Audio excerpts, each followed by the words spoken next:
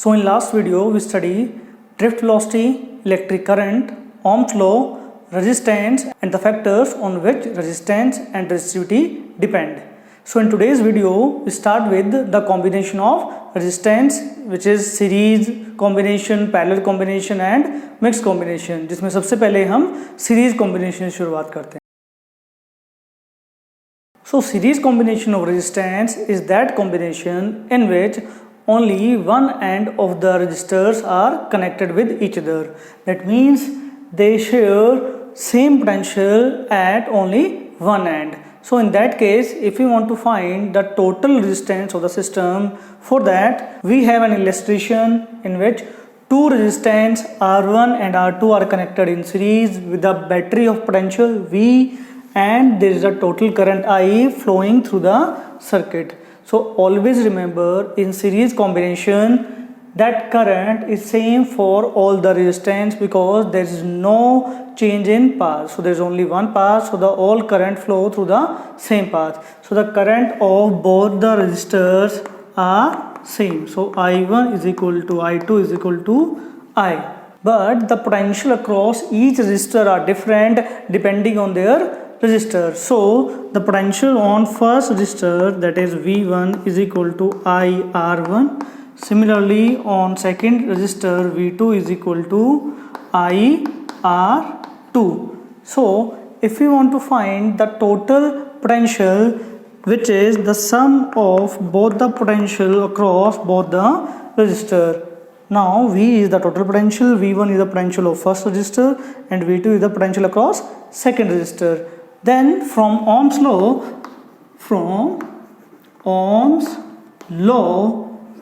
the net voltage is equal to the net current into net resistance of series. The voltage V1 is equal to IR1. Similarly, the voltage V2 is equal to IR2. Now current is common. So the net resistance in series combination is the sum of these two resistance. So we can say in series combination the total resistance of the circuit is the sum of all individual resistances. And we also observe the total resistance is always greater than the greatest resistance of the combination. And if we have the case of identical resistance, then the identical end resistance connected in series, the net resistance is the sum of these resistance up to n times, and that is equal to n into R. So when n resistance of same resistor are connected in series, then the total resistance provided by them is equal to the product of their number into their resistance. So the next combination of resistance is parallel combination. In parallel combination, both the resistance are connected across same potential. So from the diagram, we have two resistors R1, R2 connected parallel to a potential source V. Then the potential across these two resistors is same. So V1 is equal to V2 is equal to V. But due to their different value of resistance, the current flowing through them are different. So I is the total current flowing through the circuit, but R1 and R2 is the current flowing through the first resistance, and I2 is the current flowing through the second resistor. But these two current added to produce the total current of the circuit. Then again, by using Ohm's law, we can find the value of total resistance of the system. Then the total current is total voltage upon total resistance of system, and both the current are V upon R1 plus V by R2. The voltage is cancelled out, so we get 1 upon total resistance is equal to 1 upon first resistance plus 1 upon second resistance. From that formula we can say the reciprocal of total resistance is equal to the sum of reciprocals of all the individual resistance. And you also observe the net resistance of the system is smaller than the least resistor.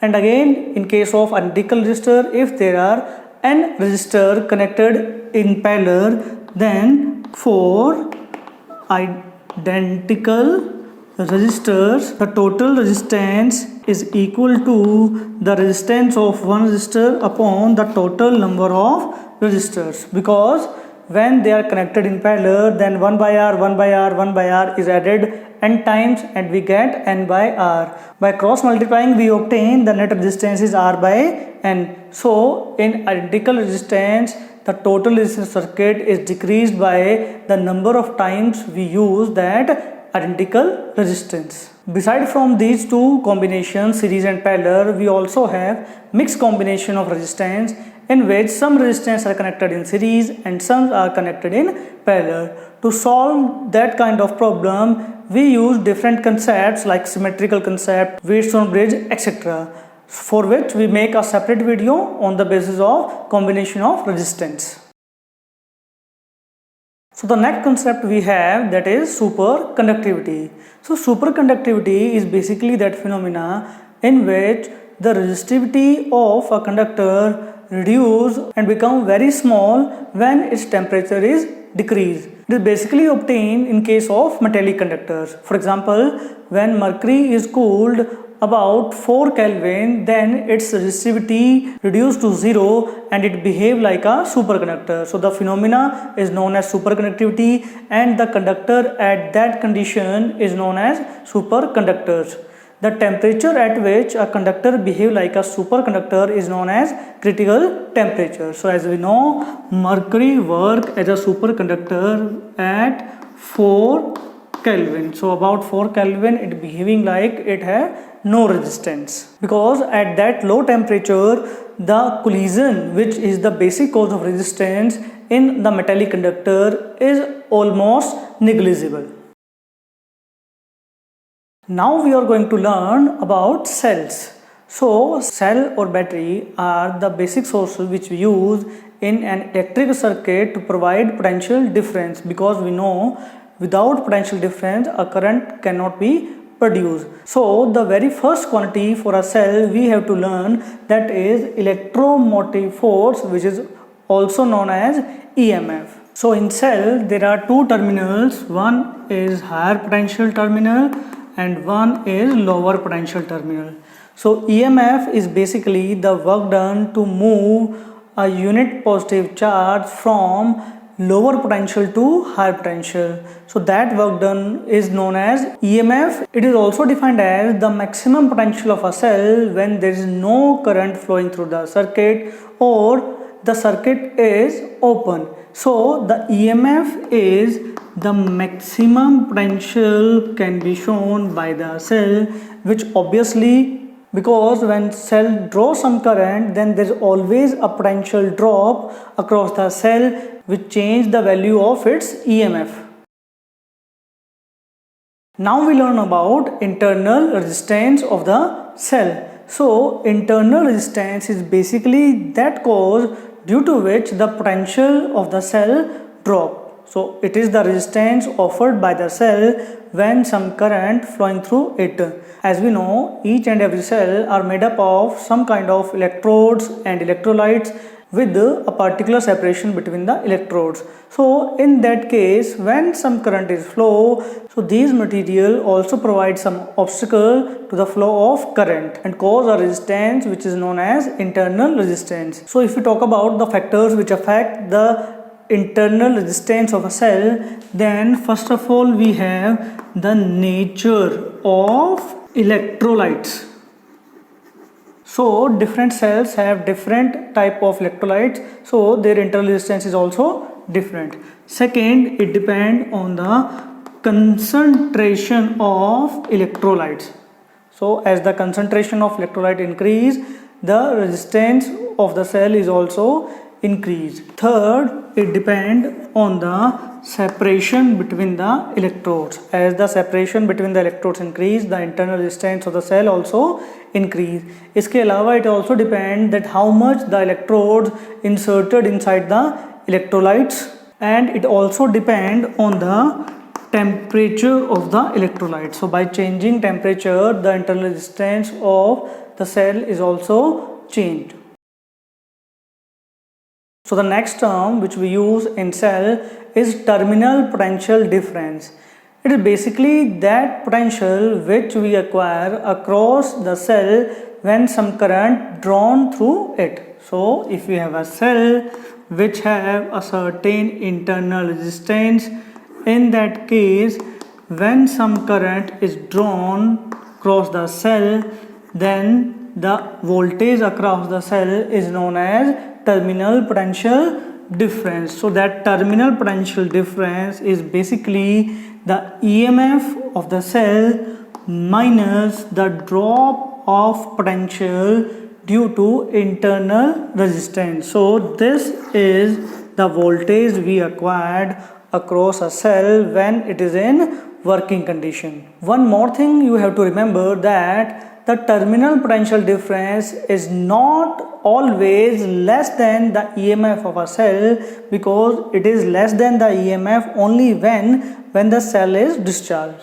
Then the current is drawn from the cell. But when a cell is charged, in that case the EMF is less than the terminal potential, because in that case the current is moving towards the positive terminal of cell, because the external potential is high as compared to the EMF. So this is the condition of discharging of the cell, and this is the condition of charging of the cell. So the terminal potential may be less than, equal, or greater than the EMF of a cell.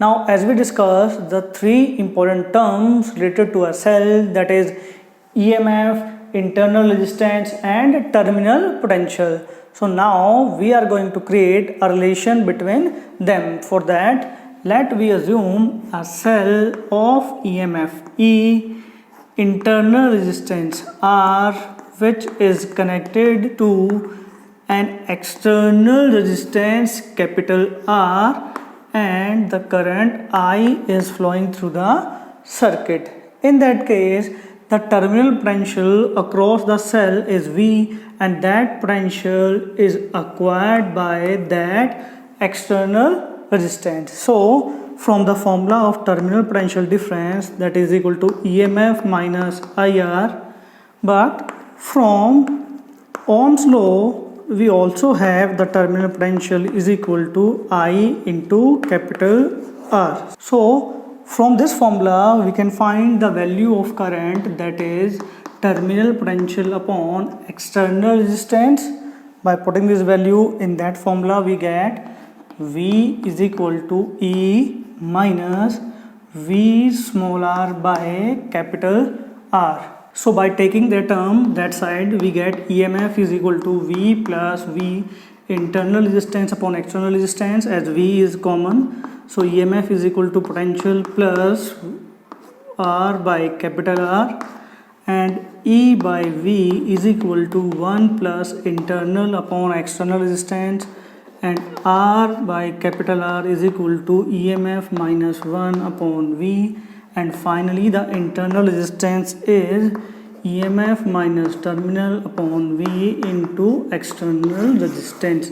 So by using that formula we can find internal resistance, EMF, terminal potential by putting the value of external resistance of the circuit. And if we want to find the value of that current flowing through the circuit which is using a cell and external resistance, then we know that the current is equal to the total voltage applied upon the total resistance. So the current is the maximum EMF of the cell upon the total resistance, because these two resistance, external and internal, are always in series combination. Now let's plot some graph to check the dependency of these terms, जिसमें सबसे पहले हमारे पास है the graph versus EMF and external resistance. As we know, the EMF of the cell vary with its internal resistance and the current, but is not affected by the external resistance because it is the maximum EMF when there is no current flowing through the circuit. So the EMF will not change by changing the external resistance. Second, we have the graph of terminal potential versus external resistance. So from the formula which we obtained previously, terminal potential is equal to current into external resistance, and current is equal to EMF upon total resistance. By simplifying this, we get terminal potential is equal to EMF upon 1 plus R by capital R. So as we see, the terminal potential will increase with increase in the external resistance. By putting the value of different resistance, we will get the value of terminal potential as compared to EMF. So when you observe, you will get an exponential graph which increase the terminal potential with increase in external resistance, but at a certain point of time it become constant because the terminal potential never exceeded than the EMF of the cell.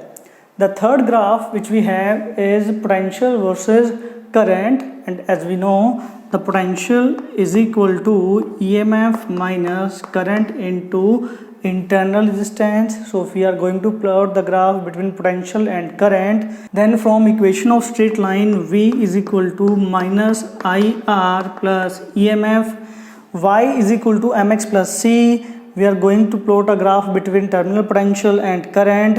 Then EMF is interception, that is positive interception, and minus R is behaving the slope. So in VI graph, we obtain a straight line with a negative slope which represent its internal resistance, and that maximum value of potential represent the EMF of the cell. And as we see, when potential is dropped, the current reduced to 0. So these are the three different graphs for the terms which we use in a cell. As we know, when different cells are combined together, they form a battery. So there are various combinations of cell, and we start with the combination of identical cells. So the first case is when n identical cells are connected in series with an external resistance R.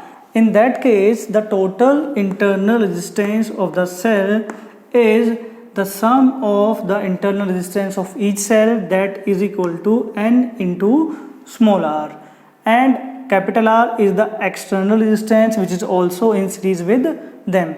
Then the total EMF of that cell is the sum of all individual EMF. So the net EMF is also the n time of EMF of one cell.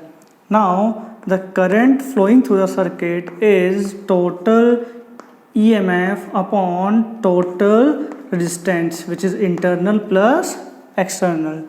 So we get the total current flowing is N into EMF upon NR plus capital R. So this is the net current flowing through the circuit when n identical cells are used in series with an external resistance.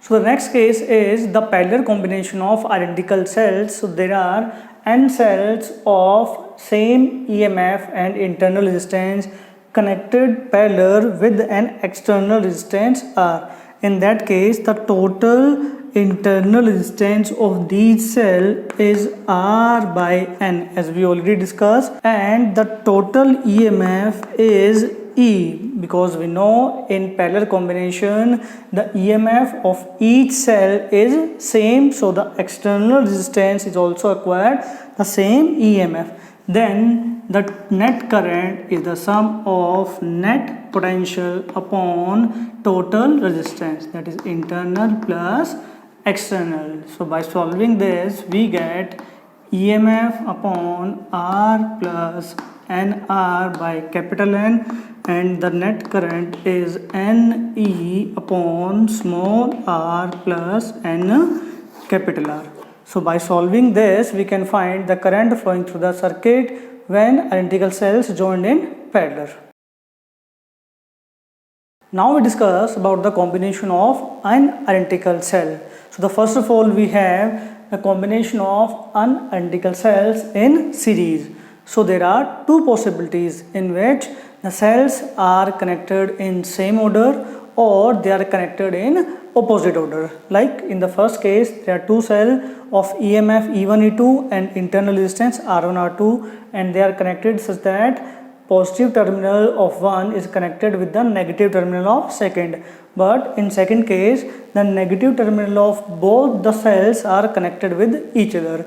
So in the first case, the net EMF is the sum of both the EMF, and the net resistance is the sum of both the internal resistance. And again, the current is equal to total EMF upon the total resistance of the circuit, which is internal plus external.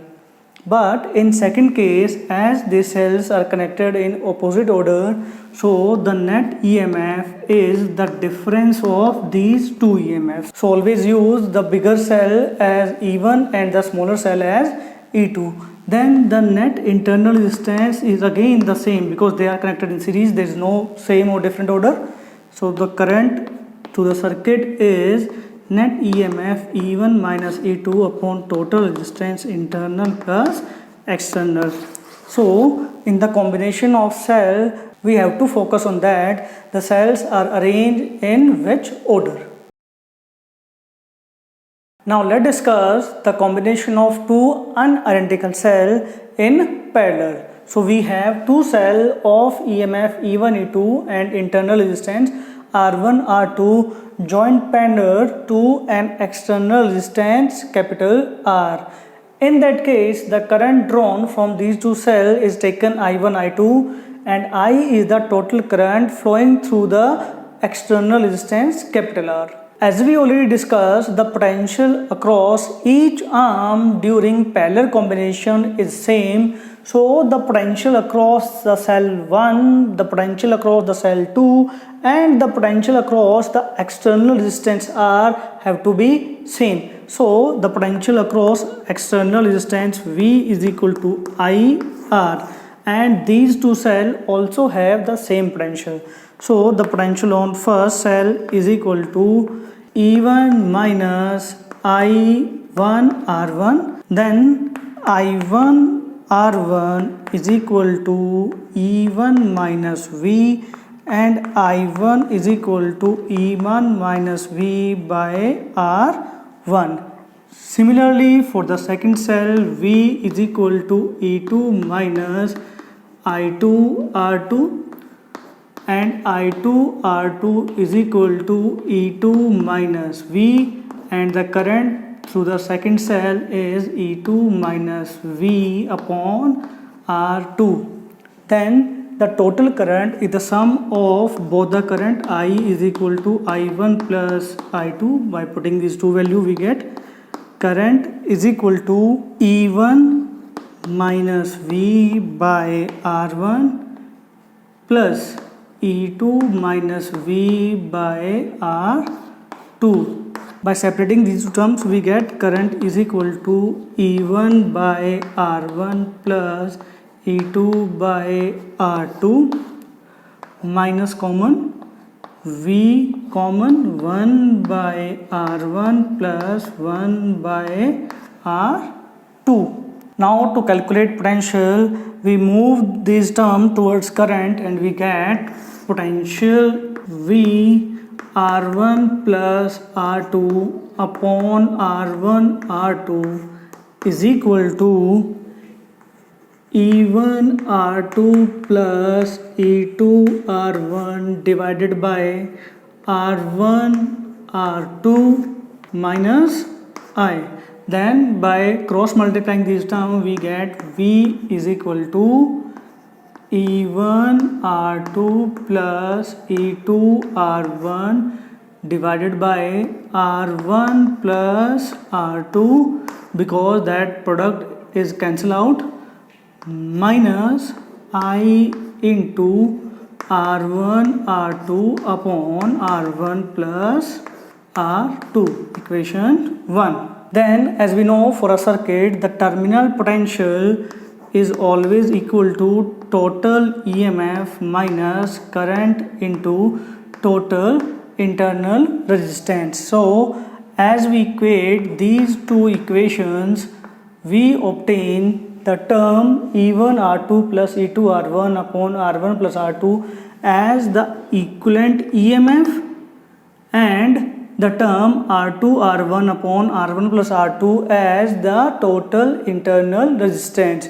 which shows the parallel combination of internal resistance. So the net EMF is E1 R2 plus E2 R1 upon R1 plus R2, and internal resistance is the parallel combination, which is the sum of reciprocal of two resistance. So by using this concept, we can solve any circuit which have more than one cell arranged in any order. They may be identical or unidentical, they may be arranged in series or in parallel combination. You have to practice more and more numericals on this concept so that these concepts clear to you, and we make a separate video on the problems based on the combination of cell so that each type of the combination clear to you.